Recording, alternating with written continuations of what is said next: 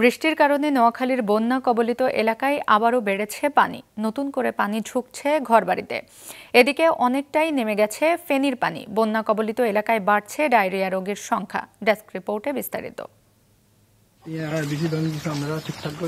নোয়াখালীতে বাড়িঘর থেকে বন্যার পানি নেমে যাওয়ায় সবেমাত্র আশ্রয়কেন্দ্র থেকে বাড়ি ফিরেছেন অনেকে। কাদামাটি পরিষ্কার করে এখনো গুছিয়ে উঠতে পারেননি। ঘরবাড়ি মেরামতেও হাত দিতে পারেননি কেউ কেউ। এরই মধ্যে গত রাত থেকে শুরু হয়েছে থেমে থেমে বৃষ্টি। জেলার কবিরহাট, সেনবাগ, বেগমগঞ্জ, সোনাইমুড়ি ও চাটখিল উপজেলায় ফের পানি বাড়তে শুরু করেছে, ঢুকছে বাড়িঘরেও। এরই মধ্যে তলিয়ে গেছে অনেক সড়ক।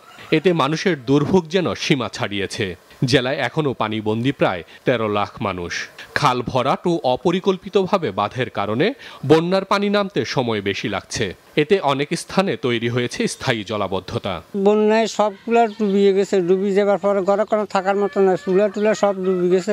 ফাঁকের ঘরে পানি, এখন যায় একটু টাইমছে, এখন আবার ওই কালকের থেকে বৃষ্টি হয়ে আবার সব ডুবিয়ে গেছে। পূর্বাঞ্চলে নামি গেছে, পশ্চিমাঞ্চলা দিয়ে দুটা টানা দি ঘরের ভিতরে আসি। এখন আর কর্ম করেন না কেন আল্লাহ ছাড়া। ফেনীর বেশিরভাগ এলাকার পানি নামলেও এখনও পানিবন্দী জেলার 10 থেকে 12 গ্রামের মানুষ। বানভাসীরা জানান, যে হারে পানি নামছে তাতে পুরোপুরি নামতে আরো 5 থেকে 6 দিন সময় লাগতে পারে। পানিটা এখনো যাইতেছে না। পানি উপর থেকে আবার ওই নিম্নচাপ বা জোয়ার আসলে আবার অদে আসি যায়। এই কারণে আমাদের পানিটা কমতেছে না। আমরা এখন ফাঁকা করতে পারতেছি না।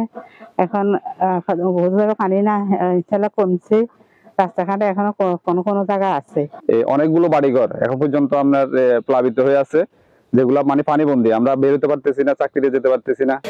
বন্যা কবলিত এলাকায় বাড়ছে ডায়রিয়া সহ পানিবাহিত রোগে আক্রান্তের সংখ্যা। চিকিৎসকরা জানান, বিশুদ্ধ পানির অভাবে এসব রোগ বাড়ছে। হাসান মেহেদি, মাছরাঙা নিউজ ডেস্ক।